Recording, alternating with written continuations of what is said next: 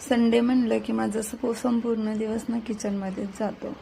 सकाळी काहीतरी नाश्त्याला बनवायचं, त्याच्यानंतर चहा बनवायचा, त्याच्यानंतर दुपारी काहीतरी खायला करायचं, त्याच्यानंतर 4 वाजता पण खायला करायचं आणि संध्याकाळ पण काहीतरी खायला करायचं, पण जेवण नाही बनवायचं, असंच काहीतरी टाईमपास करायचा.